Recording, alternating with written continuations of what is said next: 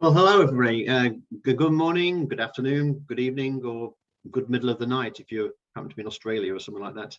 Wherever you are, welcome. It's my pleasure to welcome you to this webinar. So as Rick said, today's webinar is being presented by Professor Barbara Webb. Barbara completed a BSc in psychology at from the University of Sydney, and then a PhD in artificial intelligence at the University of Edinburgh. Her PhD research on building a robot model of cricket sound localization was featured in Scientific American and established her as a pioneer in the field of biorobotics, using embedded models to evaluate biological hypotheses of behavioral control. She's held lectureships at the University of Nottingham, a fine institution, and the University of Stirling before returning to a faculty position at the School of Informatics at Edinburgh in 2003. She was appointed to a personal chair as Professor of Biorobotics in 2010 and awarded a very prestigious EPSRC established career fellowship in 2021. I last heard Barbara speak at the International Navigation Conference held in Edinburgh in November 2019. In my opinion, it's one of the most interesting talks at that whole conference, and a lot of discussion in the social events surrounded around that. So we do really appreciate the time and work you've put into this preparing and now presenting this webinar, Barbara. So thank you very much. Following the presentation, I know that Barbara will be happy to answer your questions. So if you do have a question, then please click on the Q&A box, which is in the bottom horizontal navigation bar on your screen, and type away your question, and then we'll do the questions at the end of the presentation. And so now, thank you all for being here today, and I'll hand it over to Barbara. Great, thanks very much. I hope you can shortly see my slides. It says my screen sharing is paused, so I'm not sure what that means. So if you can confirm that you see my slides now, that would be helpful. Well, I certainly can. So. Great. Okay, very good. Okay, so and I'd also mention I'm happy if people want to think of their questions earlier as we're going along. I'm happy. I'll keep my eye on the Q&A bar so that if there's a question, particularly for clarification, if I've sort of mentioned something and it's really not clear what I'm talking about, I'm happy to sort of maybe take a few questions even as we go along. I think it can be a bit more interesting, a bit more interactive that way. So what I would like to talk to you about today is how insect brains perform accurate dead reckoning. So many of you will know perhaps that insects are very good at navigation. So insect navigation is a complex natural behavior that we can examine in real field conditions. As I'm showing here, this is a slowed down video of a desert ant trying to get back to its nest. And what you can hopefully see, even just from this video, is at the speed this ant is moving, it is not actually using a chemical trail. It's foraging in the desert where it's very hot, where any chemical trail would burn off. And also it needs to get home much faster than a chemical trail will allow it to do. And we know from a lot of studies that have happened previous to our work that these ants navigate individually. They have to get home to survive, and they also have to bring food home to the colony to survive.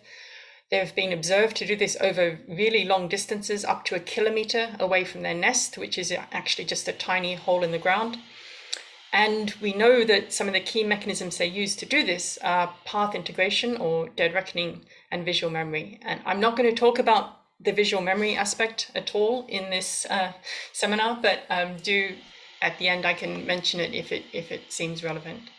So I'm going to kind of interchangeably use the terms dead reckoning and path integration. I think probably to a navigation audience, dead reckoning is the more familiar term. In biology, people call it path integration, but it means the same thing. So let me explain what I mean by it. The kind of studies we do that we follow ants around and we look at how well they can get back to their nest. So in this particular study, which was done with my student and postdoc Michael Mangan and Antoine Wisrak, we actually had a differential GPS system, which we used to follow the ants around. So we have a kind of downward pointing camera. We have 3 laser pointers so that we can keep ourselves positioned exactly over the ant. And then we have a differential GPS system so that we can track the location of the ant. So it looks a little bit like this in practice. So this is Michael following the ant around. We're keeping track of which ants have come out of the nest. So we paint the ants as they come out of the nest so that we know whether an ant has been out before, and we can then track it on following tracks and so forth. And we also can, from the video that we've taken, we can also try and track the ant as well. So it can actually get quite detailed information. And as you can see, the ground it's covering, it has these bushes and it has this uneven terrain and so forth, so that as soon as it's left its nest, it basically can't see its nest anymore. And this is what the world looks like from an ant's eye point of view. So here we've basically sampled from the visual surroundings of the ant and then reduced the resolution to be closer to the resolution of an ant, because ants have quite low resolution vision. So what do we find when we do this? So this is one of the things we see, which is, as I said, path integration. So this ant has come out of its nest. This is the first time this ant has ever emerged from its nest in its entire life. It's lived for a while inside the nest doing various jobs, but now it's come out to forage. It follows this orange path in a convoluted route through these green bushes. Okay, so the green patches are basically patches of vegetation. And when it gets a certain distance away, it either finds some food, or in this case, we give it some food. And what it's able to do is to run straight back towards the nest, which it can't see from this distance. It doesn't follow the outwards route it took. It takes a direct route back. And you'll also notice it actually overshoots a little bit, but it knows it has overshot and turns back and goes into the nest. So this kind of demonstrates that it knows both the direction and the distance that it needs to go. And just to kind of show that, this isn't some other information, that it's using some other, cue at the nest or something, there have been a lot of experiments done where you displace the animal. So in the case of an ant, after it's gone from the nest, gone for this long convoluted journey and gets to the feeder, you move it to some release point, some distance away. And what you find is that it does exactly the parallel path that it needs to do. So it follows the right direction and the right distance, even though the actual scenery is completely different and all the other cues are completely different. And then it stops and starts searching when it gets to the location that its nest should be. And similarly, people have done very similar things with bees. So for example, these are bees that have flown from the hive to a feeder, and then you take them and release them somewhere near or further away from their feeder. And what they'll do is take the path that would take them home. So they're basically following a particular vector, sometimes called the home vector, to get home. And this is not all they can do with this vector.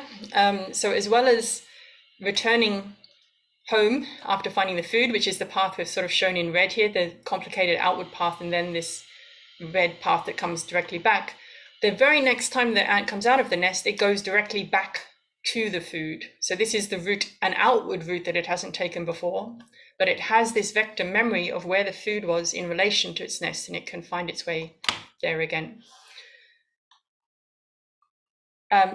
More than that, bees have been, as we know from the waggle dance that bees are able to do, they can actually communicate this vector to the food. So they know how to get from the nest to the food. They can communicate that to other nestmates by doing this waggle dance on the honeycomb. And the angle of this dance gives the angle to the sun that the animal needs to go to find the food, and then the time that it spends in the waggles actually indicates the distance. So it can transfer this vector information to another bee. And then bees have also been observed to be able to combine this dance information with previous vector information. So here we have some bees who have learned to go to one feeder. So this is what's labeled FT here. So they've been trained back and forth to that feeder, but then they see another bee dancing indicating a different feeder, FD, which this particular bee has never been to before in its life. And what happens is that then if you look at what the bees do after they've seen the dance, some of them will still go to the original trained feeder, some of them will go to this new dance feeder following the vector that they've just learned. But when they get to either of those feeder points, if they don't find food, then instead of having to go back to the nest and back out again, they actually take a shortcut between the two feeder locations. And so here we've got them going, from the dance feeder to the original training feeder, or vice versa. So it shows that they actually seem to be able to do quite complicated vector shortcut information. I just saw there's a quick question about insects having a sense of location inside their nests or hives, and that's actually a good question to which I don't think anyone has a very good answer. Potentially within the nest of an ant, I suspect they are now using chemical cues within the nest, but they probably also use gravity.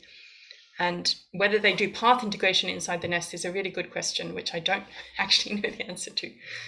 But we know they can do it outside the nest for sure. We'll come back to actually why inside the nest might be more difficult, because outside the nest they have particular cues that they can use. Okay, so this is just the final kind of bit of bee behavior that I was going to mention, which is that they also, if they have multiple food sources to go to, instead of just going to one and then back to the nest, and then out to another and back to the nest, they can actually start to create efficient routes. So here there were 5 different food sources for this bee. And initially it's kind of exploring fairly randomly. It finds one, then it maybe finds another.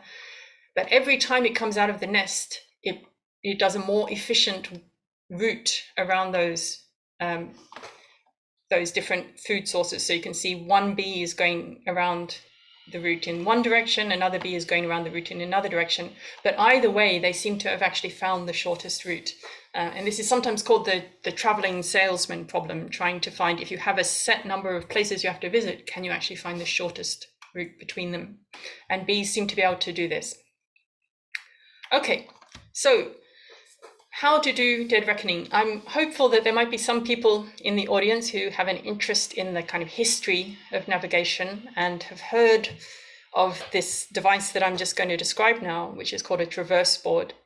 And this was a simple mechanism, if you like, that was used on ships before we had, GPS and all the fancy things that we have now for navigation. So back in I think as early as the 16th century, maybe even earlier than that, but there are surviving examples, particularly from the 18th century. So a traverse board is a wooden board with pegs, and the idea of it is you want to record your direction and speed along different legs of a sea journey, so that you can subsequently add all those vectors together to compute an estimate of your position. Okay. So traditionally what would happen is that the sailors on a particular watch would record what had been the compass bearing and the speed in knots on that watch by placing one of the pair of pegs in this compass part at the top, and then the matching peg in this line of speed notches at the bottom. And for a standard kind of watch of 8.5 hours, you would have 8 of these pairs of pegs, and then they could hand that over to the navigator, who could take those set of vectors and plot on the map where they think they had gone to. Okay, now we all know that dead reckoning is not a perfect system, it's prone to error. We can come back to that a little bit later on. But at the moment, let's assume that's the best you can do if you don't have any other information to get your set to get a fix on your position. So I'm just going to briefly describe an alternative way that you could have used this traverse board, although I haven't found any information so far suggesting that has actually happened. It was used this way, but it's one way that you can easily think of is, instead of having these kind of separate parts for the compass direction and the speed, you could actually have the two things both on the same compass layout. And basically you start the watch with, all the pegs at the center. And then for each half hour, you move each peg out on the bearing line proportionally to the speed that you've traveled in that direction. So if you've traveled mostly north, you've done it at 6 knots, then you move that peg out 6 notches. And then if you perhaps travel the next leg north as well, but at 2 knots, then you could move it another 2 notches and so on. Or else if you've traveled in a different direction, you would move another peg out and so on.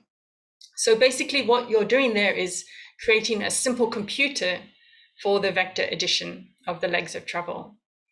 And in fact, you could just use those resulting peg positions to give you a good idea of what course you should take to return to your starting point. You basically want to sail in the opposite direction to where the pegs are most out, are furthest out on this board. Okay, so that was a little kind of digression into a device that humans invented to try and do dead reckoning. So the question is, how could the tiny brain of an insect do this? And the ant brain is very tiny. It's smaller than the size of a pinhead, has maybe 100,000 brain cells, each with a processing speed of about a millisecond. So it's probably got less computation than your average mobile phone. And there's a specific circuit within the brain of the insect called the central complex, basically because it's in the center of the brain and it's complex, which we think is the substrate for vector integration. So what I'm going to try and explain in the remainder of this talk is how this circuit, which is kind of illustrated here, the anatomy of this circuit is shown here. It looks like a bunch of spaghetti. How is this bunch of spaghetti, all these connections in this tiny, tiny part of the small brain of an insect, able to do this kind of vector integration that I've talked about? So there were several reasons to suspect that this could be the relevant part of the brain. And the main one is because it gets the right information that the animal needs to be able to do path integration. So the main compass cue that insects use is the sky compass. So in particular, not just the position of the sun, but the polarization pattern in the sky relative to the sun. So that's kind of illustrated down here in this little hemidome. If the sun is in a particular position in the sky, then light will be polarized in relation to that position. And if you kind of imitate that polarization in the lab with just a polarizing filter, and you rotate a polarizing filter on top of above an insect, and you measure from neurons in its central complex, you see this property that the neurons respond as you rotate the polarizer. The neurons respond to a particular direction of polarization. And moreover, that it's a very organized response. So the preferred direction of polarization changes in this regular way across the columns of this structure in the central complex. So it looks like this bit of the brain has the information, the compass information that it needs, okay? The second thing that it needs is speed. And more recently, and again, I'm referring to Stanley Heinze here, who's my collaborator on this work and who did the actual neurophysiological measurements. Insects moving through the world experience optic flow. It's the classic Star Wars pattern. The world is expanding towards you. And if you show that kind of pattern to an insect, and again, record from a different set of neurons in this central complex, what you see is some of those neurons respond very well when the visual flow is exactly the same as it would experience if it was flying directly forward. And you can kind of contrast that to what it might experience if it was going backwards or if the whole world was rotating around it. And what Stanley found was that there are some neurons that respond very well to this forward motion stimulus. They don't respond to the backwards motion stimulus. And they actually respond to the forward motion stimulus in a way that kind of scales really nicely with the speed, with the simulated speed that the animal is moving forward. There's an interesting little wrinkle here, which is that these neurons actually don't respond best to exactly forward motion, but they respond best instead to motion at 45 degrees. So the neuron on the left and the neuron on the right attuned to this optic flow with a 45-degree offset from forward motion. And initially we were quite mystified as to why you would have this offset, but it actually is a really neat trick, because what it means is that if the insect is facing a particular direction, which is giving it its polarization compass information, but it's actually traveling at a slightly different direction. Maybe there's a wind blowing on it, so its actual traveling direction is side slipping from its heading direction. Then if you have these two, if you're encoding the optic flow at 45-degree angles to your heading direction, what you're doing is kind of projecting your actual motion onto an orthogonal basis. So the neuron on the right side is going to be activated a bit more because you're slipping slightly to the right, and the neuron on the left side will be activated slightly less, so that you can actually reconstruct your actual ground motion, even though that's not the same as your heading. Okay, so in robotics we call this holonomic motion. Basically the animal can actually encode its motion with respect to the ground, which is what it wants to know to be able to do accurate path integration. So then how does it actually put these things together into vector integration? So there are neurons deeper in this circuit that appear to actually combine the compass and speed information. So they get information that I talked about from these compass neurons, they get information that I talked about from these optic flow neurons, and they connect the two together. And I realized that kind of looking at little neural connection patterns like this is maybe not the clearest thing to try and interpret. So we can actually just draw this instead in a kind of more diagrammatic form. So this is still the connections that we actually see in the neuroanatomy of the brain of the insect, but I've just drawn it now in this kind of slightly more abstract form. So what we see is that for each direction, each preferred direction, there's a corresponding cell here that we call the memory cell, which is getting input from the speed neurons. And so what that means is that you're summing up, it can sum up the speed relative to the direction. So let me just go through that gradually. So basically, for a particular motion vector, each memory cell is getting the current speed input, and it's being modulated by their respective directional impact and inhibition for that column. So these green neurons are inhibiting the ones below.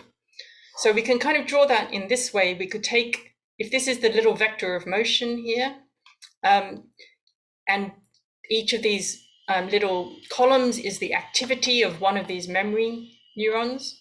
What's happening is that they're all getting a particular amplitude of motion, which is kind of expressed here as the amplitude of the effective sine wave.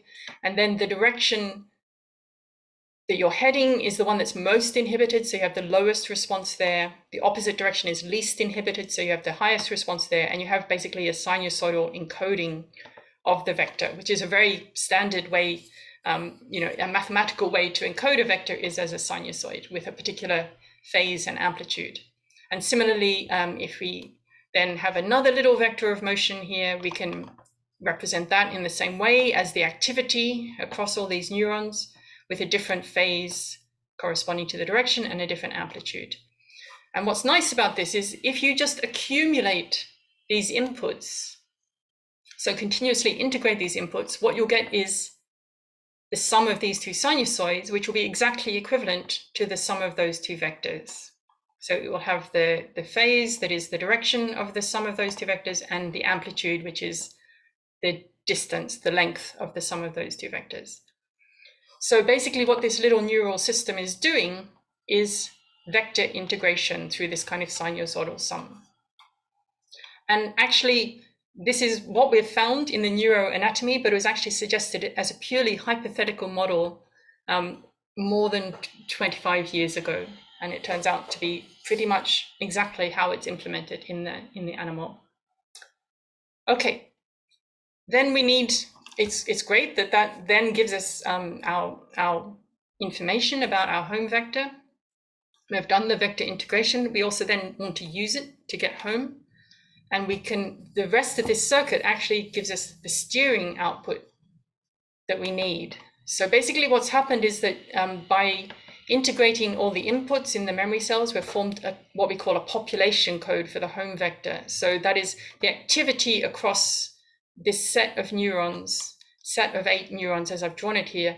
Actually, if you took the whole sum of those, you would have the home vector information. But in practice, it's actually represented as across this activity, across this whole set of neurons. And for a different vector, that it might look like a different population code. So how could we use this to steer towards home? So there's a set of output cells that I've drawn here along the bottom now, and they are also inhibited by these compass cells, and they're excited by the memory cells, but with this regular columnar offset. So maybe a little difficult to see. I'll draw it in a different way in a moment.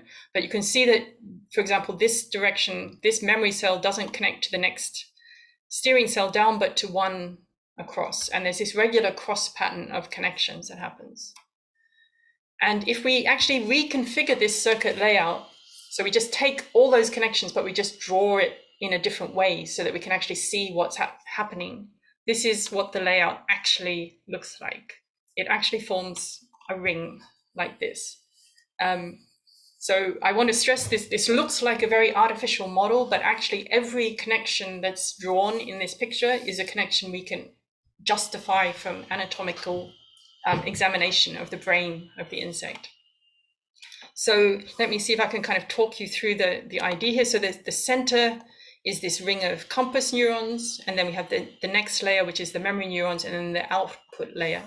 So the key thing here is if you look at the memory cells, half of them, which we've kind of drawn in a light orange, do a clockwise shift in their connection. So from the compass neuron, they're shifted clockwise, and then they connect to the right output neuron. So you can see that for each of the orange ones, it gets shifted clockwise and connected to the right.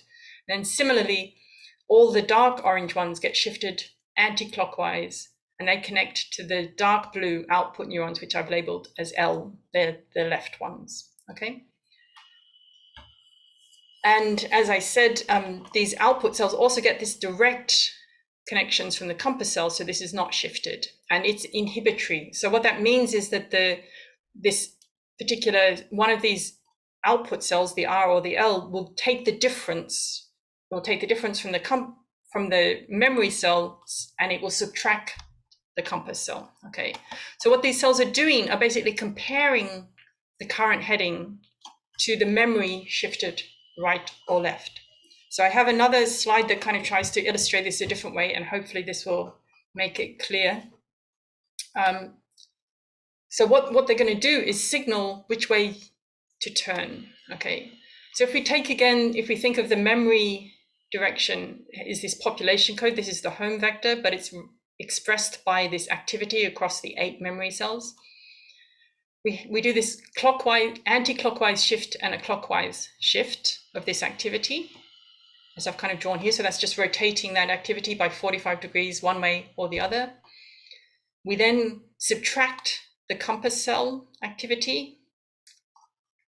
And what that gives us, as you can see, this one matches more closely. So we get a smaller output when we do the subtraction, whereas these ones are quite different. So we get a larger output. And what this tells us is that if we did turn to our left, we would get a better match than if we turn to our right. So we can basically sum up the activity and use that to control our turning, so that we turn so that our current direction matches our memory. That's the key idea here.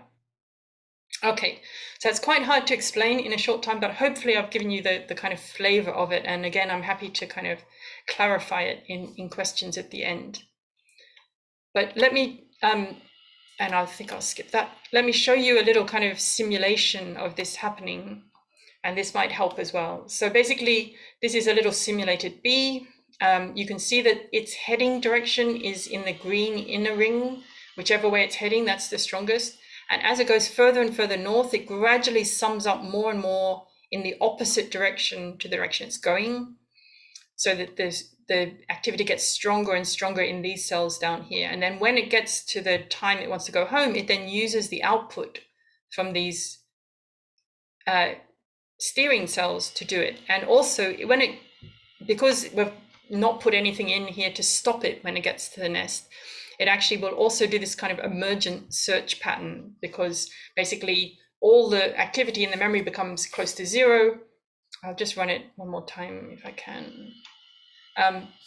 All the activity in the memory becomes close to zero, so it goes in a random direction, and then as soon as it goes away, that's going to pull it back again towards its original position.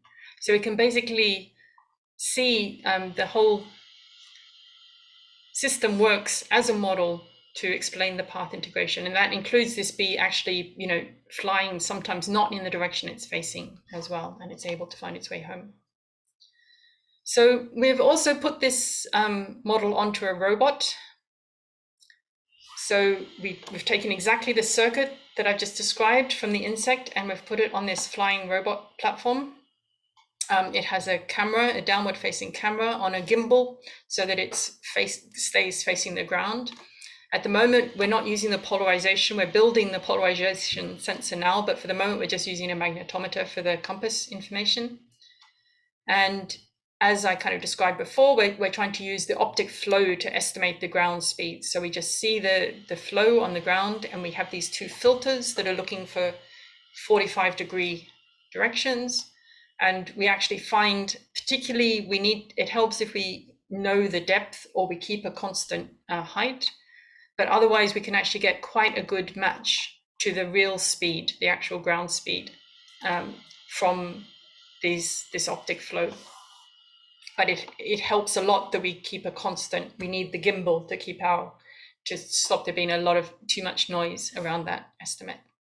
And then when we actually put this on the robot, we can fly it out along this slightly wiggly path with a couple of big bends in it. It's going, a few hundred meters here, and then it has to use this path integration to get home.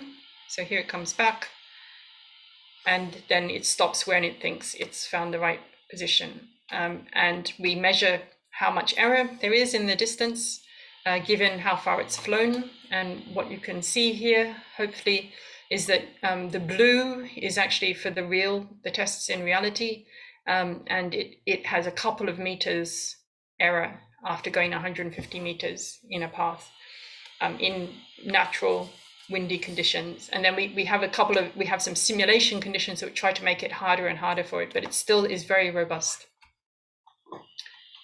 Okay, in the interest of time, I'll skip that one and just add a few things. So that's great that we can do the path integration, we can get home again, but can we also do this vector memory? Can we actually get back to the food? So I described this before, that the animal is able to get home using path integration, but then it remembers where it was and can get back there again.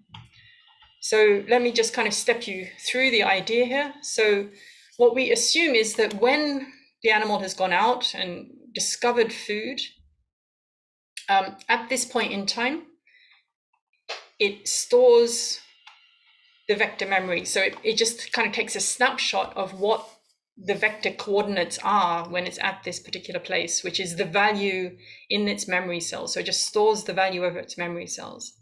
And then as before, it just goes home. It uses path integration to go home. But now it wants to go back to the original place. So the way that we do this is to actually take our vector memory and inhibit the steering cells with that. So what that means is that it's as though the animal has just imagined that it's in exactly the opposite direction because of the inhibition. So it's as though the animal in its brain has set up its brain to say, well, actually, I'm now 180 degrees in the opposite direction here. And it's going to use it's actually at home, but it thinks it's over here. And then it just uses its homing mechanism as before to try and balance this vector memory with its actual path integration. So that means it's going to run back. It's going to imagine it's running back towards the home, but in reality, that will take it back to the place where it found the food. And then it can just switch off this inhibition, and then its path integration would tell it to go home again. But we can actually do more than that. So imagine it got there and found there wasn't any food. It could then, but perhaps it knew about some other food location. So maybe it had some alternative vector it had either stored earlier, or maybe it had observed another bee doing a dance, so it had this other vector. So it's now at this food place.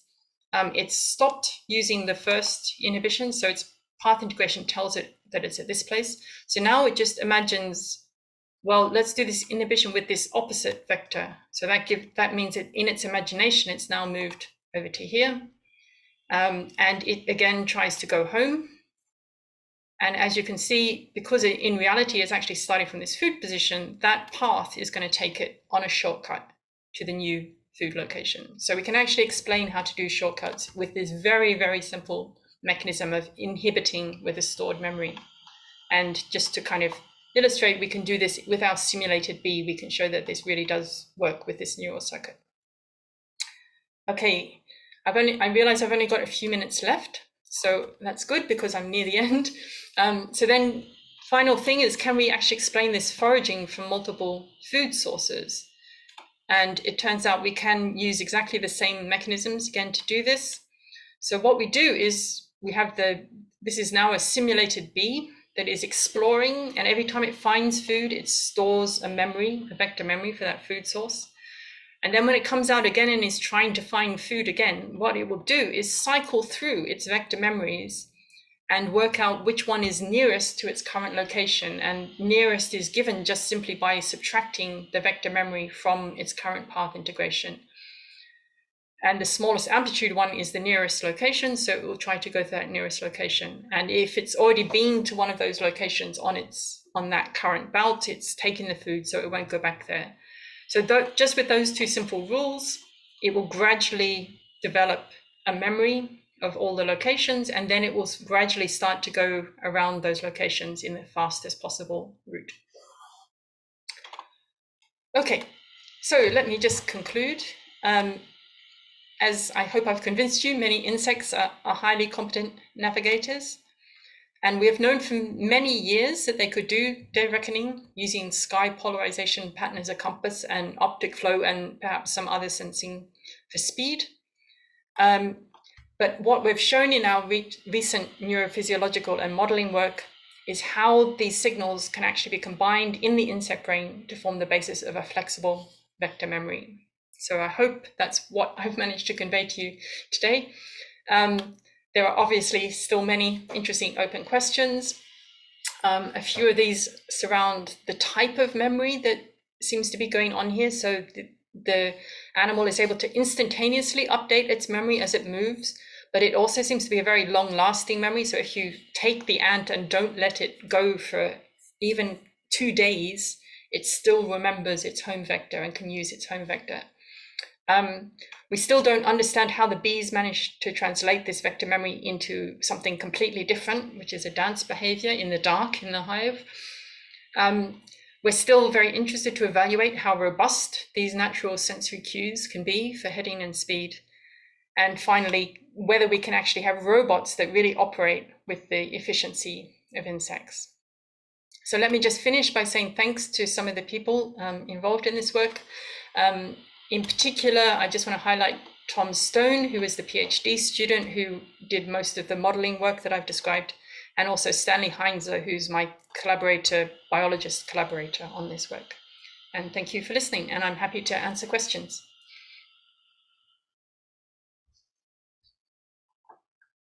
Unmute.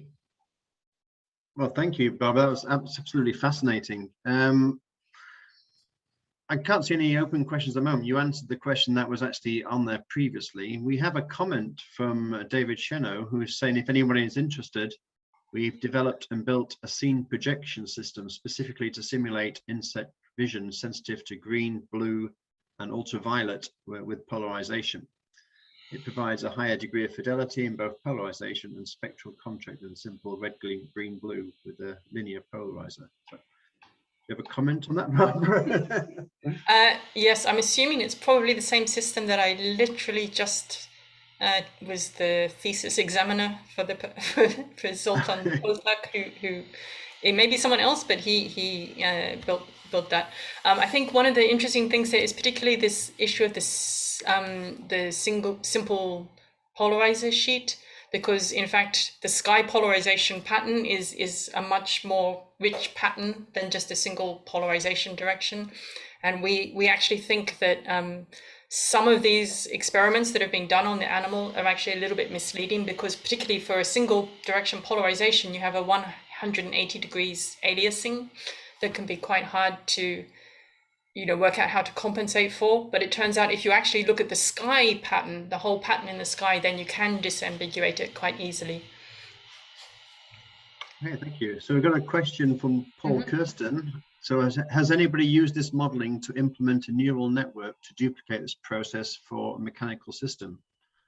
So I believe that's what you've done, isn't it? I think that's what I described. Yes. If by a mechanical system you mean a flying robot, yes.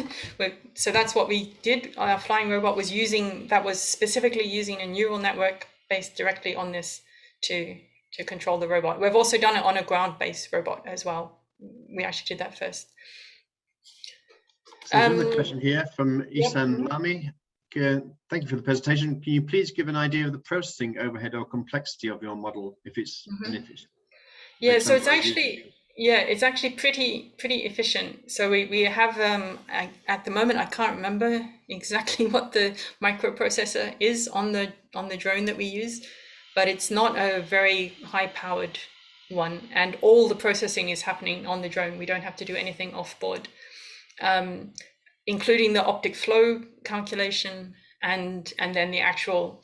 So as you possibly saw, the neural network itself is not. I mean, it's a few hundred neurons. It's less than a few hundred neurons. So it's actually potentially very efficient. That's our hope. It's still some inefficiencies still come in. I mean, actually, probably the main inefficiencies at the moment are just still we need kind of ground truth to track what's going on with the system as well.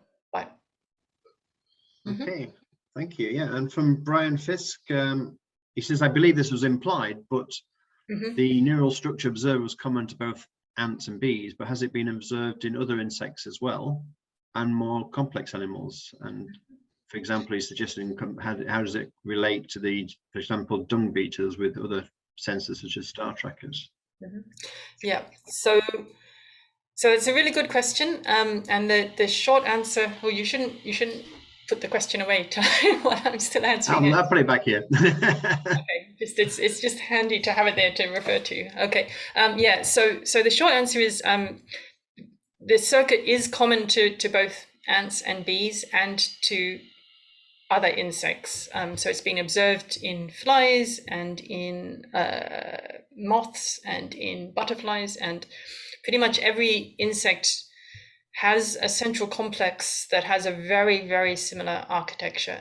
There are some subtle differences which we're looking into a little bit, but essentially it does seem to be very common, and it's common across, more or less common across all arthropods. So that, for example, includes lobsters, shrimps, crustaceans, and so forth. They actually have a very similar architecture as well, and people have recently shown that they're actually capable of doing part integration as well. When you say other animals, I mean, then it becomes a question of, we think, I mean, the brain of insects evolved completely independently of the brain of vertebrates, of fish and rats and humans. So if there is the same kind of circuit, then it would be a case of, what's the word I'm trying to think of? Parallel evolution, that the same mechanism would have had to evolve twice from nothing. So it may be that it's something similar because it's really a good solution and it has evolved twice, or it may be that there's actually a completely different solution in invertebrate brains. I think that question is still quite open, actually. And in terms of dung beetles, dung beetles have pretty much the same system, and they use polarization, but they also use other sky cues. And so that's another thing that we are looking into at the moment, is how when you have multiple different potential cues to use as a compass, how can you combine those cues? Do they combine them to try and get the best possible estimate, for example? So from David Witten, we've had if you were able to collect path data for many bees, could you use this data to train another neural network to refine the one you already have? Okay, I'm not sure I fully understand the question. We could certainly look, if we had lots of data for the bees, we could potentially refine things like how accurate, how accurate this circuit needs to be to replicate bee behavior. And there are also some other questions about whether, for example, when they do this, let me think, for example, do they have to have good height control, or do they, if they're not flying at a constant height, will that mess up the system? So we might be able to understand more details if we could get really good path data. It's actually much easier to get path data for ants than for bees, just because it's much easier to follow an ant around. As I kind of showed at the start of our talk, people have done radar tracking by putting little radar transponders onto bees, but that's really hard and still, you can't get as many fixes. It's not as accurate and very, very time consuming. So getting really good data on exactly what the bees are doing is actually still surprisingly difficult thing to do. But for ants, we can get fairly good information about their paths. Very good. Okay, the next question from Chanda Misra is referring to how does this actually work at night without a light source? Yeah, so here I suspect in this case that's an ant species that might be using a chemical trail. So what you find is if an ant, so what would happen is that the first ant would find the food. It depends whether, if there's no light source whatsoever, how do they get home again is a good question. So possibly they would have to follow a chemical trail back. But if you keep following a chemical trail, what will happen is that you will gradually, if you have a lot of animals following the same curvy trail, it will gradually, each of them will start to cut the inside of it. So that if you have enough traversals of a curved path, it's going to slowly get straighter and straighter. I don't know if that's actually the example for this tiny red ant, and I also don't know, when you say night doesn't mean there's no light source, because there is moon, and actually the moonlight creates polarization. So there's you have to be really sure that there's no light source whatsoever to be sure that they're not able to do path integration or some other visually guided, directional motion. Mm-hmm. A similar question is actually in the chat, actually, so we could move on to that one. So how is Earth rotation or sun movement accounted for in the scheme, from day to day or over time? Mm-hmm. Yeah, so that is a good question. I kind of ignored it entirely in the talk that I gave. It is known that bees and ants can compensate for the change, in the sun positions, and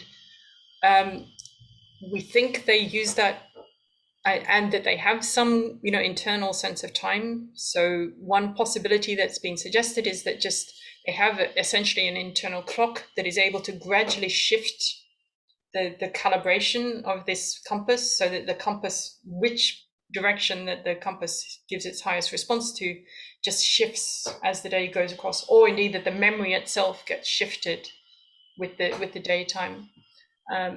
But it's for short journeys, it's not such a big problem. So for a typical ant journey, it probably isn't changing. But what does change is, they go back into the nest and then they come out 5 hours later and they seem to know which direction to go. So there, it's still a little bit debatable whether they definitely are doing the time shift, or whether they possibly are calibrating from visual cues on the ground. And so they're kind of recalibrating their compass sense relative to visual cues, which haven't changed their direction. Those two possibilities are both there. I think for bees, I think people have seen them dancing inside the nest, and they'll change their direction of their dance. So there they haven't had any external, reference points. So there they have to be using some kind of time compensation. So, question from Jörg Wagner. Is there any indication that the natural integration error, which increases with time, is limited by additional aiding? Yes, so there is, so path integration or dead reckoning always has cumulative error.